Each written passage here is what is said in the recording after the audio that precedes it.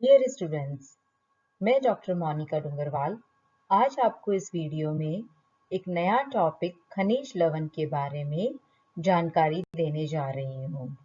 खनिज लवण या मिनरल्स यह हमारे शरीर में अकार्बनिक रासायनिक तत्व होते हैं। इनमें कार्बन की मात्रा लेश मात्र भी नहीं होती है।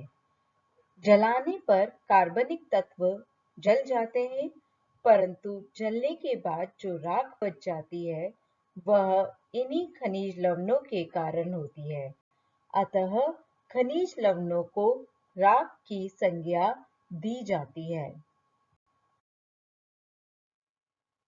कार्बोहाइड्रेट, वसा, प्रोटीन के अलावा हमारे शरीर में कुछ अन्य रासायनिक तत्व भी उपस्थित होते हैं जो कि अल्प मात्रा में होते हैं। इनकी उपस्थिति हमारे शरीर में सामान्य प्रक्रिया हेतु अनिवार्य या आवश्यक होती है। हमारे कुल शरीर भार का 96% जो भाग होता है या भार होता है वह पानी के कारण से, कार्बोहाइड्रेट के कारण से, वसा या प्रोटीन के कारण से होता है। जो रिमेनिंग 4% भाग है वह खनिज लवणों के कारण से होता है। यानी खनिज लवण जो है बहुत ही न्यून मात्रा में हमारे शरीर के अंदर उपस्थित होते हैं। इतनी न्यून मात्रा में होते हुए भी इनकी महत्ता शरीर निर्माण व सुरक्षा की दृष्टि से अमूल्य होती है। खनिज लवणों में से 3/4 जो भाग होता है वह कैल्शियम और फास्फोरस के रूप में होता है और खनिज लवण का 1/4 भाग जो होता है वह जो भी अन्य खनिज लवण है उसके रूप में पाया जाता है। इस स्लाइड में बताया गया है कि खनिज लवण जो होते हैं उनको हम दो भागों में बांटते हैं। एक होता है वृहद मात्रिक तत्व और दूसरा होता है सूक्ष्म मात्रिक तत्व। यह जो वृहद मात्रिक तत्व है यह 7 रूप में हमारे शरीर में पाया जाता है। वह है calcium, phosphorus, potassium, sulphur, chlorine, magnesium और सोडियम। सूक्ष्म मात्रिक तत्व में जो इम्पॉर्टेंट तत्व हैं वो है लोहा, मैग्नीज, कोबाल्ट, आयोडीन, फ्लोरीन, तांबा और जिंक। वृहद मात्रिक तत्व किसे कहते हैं? हमारे शरीर में कुल 7 खनिज लवण मुख्य खनिज तत्व के अंतर्गत आते हैं और इनकी मात्रा हमारे शरीर में अधिक पाई जाती है। सूक्ष्म मात्रिक तत्व वह तत्व होते हैं या वह खनिज तत्व है जो शरीर में अत्यंत न्यून मात्रा में विद्यमान रहते हैं। अत्यंत न्यून मात्रा में होते हुए भी इनकी महत्ता कम नहीं होती है। यदि शरीर में इन खनिज तत्वों की कमी हो जाए तो कई महत्वपूर्ण शारीरिक क्रिया न केवल बाधित हो जाती है बल्कि बंद हो जाती है। खनिज लवण के कार्य। खनिज लवण वृद्धि एवं विकास के लिए आवश्यक होते हैं। कुछ खनिज लवण जो होते हैं हमारे शरीर के अंदर यौगिक के रूप में पाए जाते हैं, यानी जुड़े हुए फॉर्म में पाए जाते हैं। जैसे यहाँ पर उदाहरण दे रखा है बच्चों कैल्शियम फॉस्फेट का, यानी कैल्शियम प्लस फॉस्फोरस जब जुड़ता है आपस में तो कैल्शियम फॉस्फेट बनाता है। इसी तरीके से दूसरा उदाहरण दे रखा है सोडियम क्लोराइड का, यानी सोडियम प्लस क्लोरीन जब जुड़ेगा तो सोडियम क्लोराइड बनाता है। इसी तरह से हमारे शरीर में कैल्शियम क्लोराइड भी होता है, सोडियम फॉस्फेट भी होता है, पोटेशियम फॉस्फेट भी पाया जाता है, सोडियम ब्रोमाइड भी होता है, कैल्शियम ब्रोमाइड भी प्रेजेंट होता है। कुछ खनिज लवण जो होते हैं वह कोशिकाओं के अंदर स्वतंत्र रूप से भी विद्यमान रहते हैं।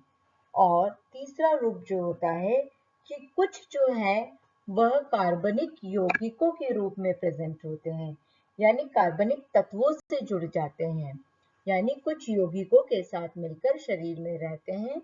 जैसे इसमें उदाहरण दे रखा है आपका हीमोग्लोबिन, यानी हिम प्लस ग्लोबिन। ग्लोबिन एक तरह का प्रोटीन है, तो हिम प्लस ग्लोबिन जब जुड़ेगा तो हीमोग्लोबिन बनाएगा। इसी तरीके से आपका दे रखा है थायरोक्सिन फास्फोप्रोटीन, जो कि फास्फोरस प्लस प्रोटीन है। और इसके कुछ उदाहरण में जैसे फास्फोलिपिड भी आता है, जो कि फास्फोरस प्लस लिपिड है। और आपका फास्फोग्लूकोलिपिड भी आता है, जिसमें phosphorus plus glucose plus lipid, यानी 3 चीजें आपस में जुड़ी हुई होती है। खनिज लवणों के कार्य जो होते हैं, इसमें 2 मुख्य कार्य हैं खनिज लवणों के। एक होता है निर्माणात्मक कार्य और दूसरा होता है नियामक कार्य।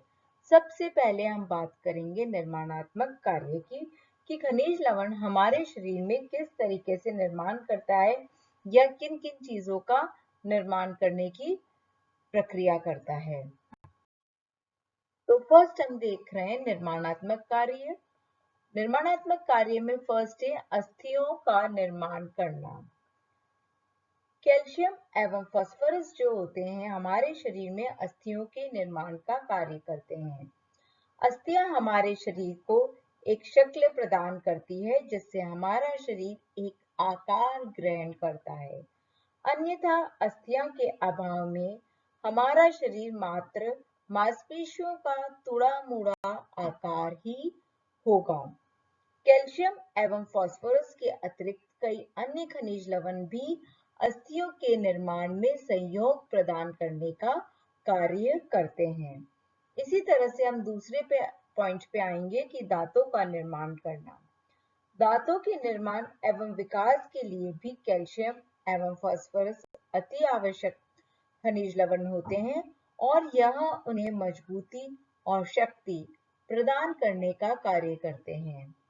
तीसरा है पेशीय ऊतकों व तंतुओं का निर्माण करना। फास्फोरस तंत्रिका तंतुओं की रचना में सहायक होता है। वह तंत्रिका कोशिका के केंद्रक वाले भाग का मुख्य घटक भी होता है। कोशिकाएं प्रोटीन की बनी होती है और प्रोटीन में सल्फर नामक खनिज लवण उपस्थित होता है। कोशिका से ही ऊतकों का निर्माण होता है। यहाँ पर 3 चित्र दिए हुए हैं आपके। एक में अस्थियों का निर्माण जो है कि मजबूती प्रदान कर रहा है, एक में दांतों का, और तीसरा जो चित्र है उसमें शरीर के जो पेशीय तंतु है उसको दिखाया गया है। और पेशीय तंतु में अभी हमने देखा कि फास्फोरस जो होता है वो तंत्रिका तंतुओं की रचना में एक सहायक तत्व होता है और उसके केंद्रक वाले भाग का मुख्य घटक होता है। और यह जो होता है कोशिकाओं में उपस्थित होता है सल्फर नामक खनिज लवण, जो कि कोशिकाओं का निर्माण करता है और यही कोशिकाएं जो होती है ऊतकों का निर्माण करने का कार्य करती है। अब हम बात कर रहे हैं फोर्थ फंक्शन की, जो कि है आपका हीमोग्लोबिन का निर्माण करना। खनिज लवण जो होते हैं वह हीमोग्लोबिन के निर्माण में भी सहायक होते हैं। इसमें स्पेशली आयरन या लौह तत्व आवश्यक खनिज लवण होता है। साथ में तांबा भी उपस्थित होता है और न्यून मात्रा में कोबाल्ट भी होता है। रक्त में तांबे की उपस्थिति के कारण रक्त कणिकाएं चमक लिए हुए होती है। रक्त में लोहा, तांबा, कोबाल्ट के अतिरिक्त कैल्शियम भी उपस्थित होता है और यही रक्त का थक्का बनाने में महत्वपूर्ण भूमिका भी निभाता है। नेक्स्ट फंक्शन होता है हार्मोन के निर्माण में सहायक। थायरोक्सिन हार्मोन के निर्माण के लिए आयोडीन नामक खनिज लवण का होना अनिवार्य होता है और इसकी कमी से व्यक्ति में गलगंड या गेंगा रोग हो जाता है, जिससे गले में बड़ी सी गांठ हो जाती है। नेक्स्ट होता है आमाशयिक रस के निर्माण में। भोजन के पाचन के लिए आमाशय से आमाशयिक रस निकलता है। आमाशयिक रस में हाइड्रोक्लोरिक अम्ल होता है और यह अम्ल भोजन के माध्यम को अम्लीय बनाता है तथा भोजन में जो भी हानिकारक जीवाणु उपस्थित होते हैं उनको नष्ट करता है। हाइड्रोक्लोरिक अम्ल जो होता है उसका निर्माण हाइड्रोजन प्लस क्लोरीन, यानी क्लोरीन जो है एक आपका खनिज लवण है, उससे होता है। यहाँ पर आपका ब्लड का फोटो दिया हुआ है जिसमें बताया हुआ है कि आपकी ब्लड सेल्स जो हैं वो हीमोग्लोबिन से बनती है। इसी तरीके से यहाँ पर आपकी स्टमक का चित्र है जिसमें कि आमाशय रस को बता रखा है। अब हम हमारे खनिज लवण के दूसरे फंक्शन पे आते हैं जो कि है नियामक कार्य या जिसे इंग्लिश में रेगुलेटरी फंक्शंस भी कहते हैं। शरीर में होने वाली विभिन्न रासायनिक क्रियाओं का नियमन जो होता है, साथ में जो नियंत्रण होता है, वो खनिज लवणों के द्वारा किया जाता है। इसमें फर्स्ट समझाया है अम्ल क्षार का संतुलन बनाना। खनिज लवण जो होते हैं रक्त में अम्ल क्षार के संतुलन को बनाए रखने में सहायक होते हैं, जिससे मानव शरीर के रक्त का जो पीएच होता है वह 7.3 से लेके 7.4 के मध्य रहता है। खनिज लवणों के कारण ही रक्त की अम्लीयता या क्षारीयता नहीं चेंज हो पाती है, या ये कह दे कि हम उसको बनाए रखने में यह मददगार होता है। दूसरा है हृदय गति को सामान्य बनाए रखना। खनिज लवण हृदय की जो धड़कन होती है उसको सामान्य बनाए रखने में सहायक होता है। कैल्शियम, पोटेशियम और सोडियम, ये तीनों ही जो खनिज लवण होते हैं यह हृदय गति को सामान्य बनाने में मदद करते हैं। अब आते हैं हम नाड़ियों के स्वास्थ्य के ऊपर। नाड़ी संस्थान को स्वस्थ तथा उनकी संवेदनशीलता को बनाए रखने के लिए खनिज लवण आवश्यक होते हैं। उदाहरण स्वरूप सोडियम, कैल्शियम, पोटेशियम, फास्फोरस, ये सभी जो खनिज लवण होते हैं यह नाड़ियों की संवेदना शक्ति को नियमित रखते हैं रक्त का थक्का जमाने में। अभी हमने निर्माणात्मक कार्य में भी पढ़ा था कि कैल्शियम जो होता है रक्त में पाया जाता है और यह जो कैल्शियम होता है ये रक्त का थक्का जमाने में मदद करता है। बच्चों जैसे ब्लड क्लोटिंग वगैरह जो है वो जब हम डिटेल में एक एक खनिज लवण को जब पढ़ेंगे तब उसके अंतर्गत आ जाएगी। फिफ्थ कार्य है नियामक कार्य के अंदर मांसपेशियों के संकुचन और विमोचन के लिए खनिज लवण सहायक होते हैं और इसके लिए जो खनिज लवण जरूरी है वो है पोटेशियम, सोडियम, कैल्शियम, क्लोरीन और फास्फोरस। नेक्स्ट फंक्शन है आपका भोजन के उपापचय में सहायता प्रदान करने का कार्य भी खनिज लवण के द्वारा किया जाता है। यह हमारे शरीर में घुलनशील अवस्था में रहते हैं। यह हमारी कोशिकाओं एवं तरल पदार्थों को उत्तेजित करते हैं, जिससे पौष्टिक तत्व जो होते हैं वो शरीर के विभिन्न भागों तक पहुंचते हैं।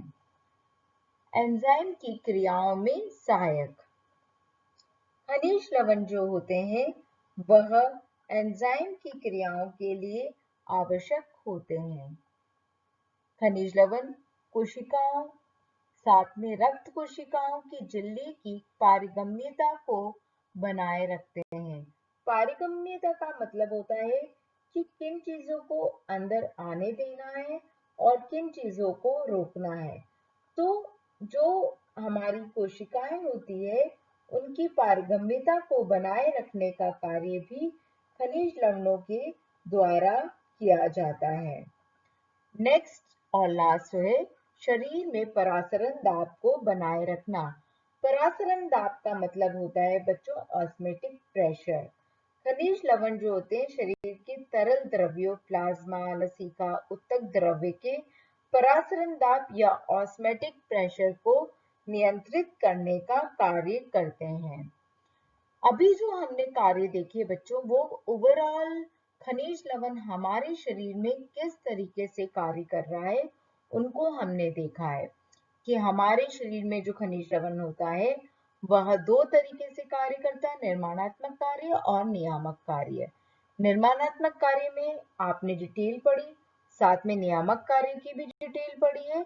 और अब हम जो नेक्स्ट लेक्चर या वीडियो में देखेंगे, हम जो एक एक मिनरल है जो कि आपके कोर्स के अंदर है, हम उसको लेंगे और उसके बारे में डिटेल जानकारी को देखेंगे। तो इसके साथ ही जो इंट्रोडक्टरी पार्ट है हमारा, है ना, इसका जो परिचय है खनिज लवण का, वो समाप्त होता है। धन्यवाद बच्चों।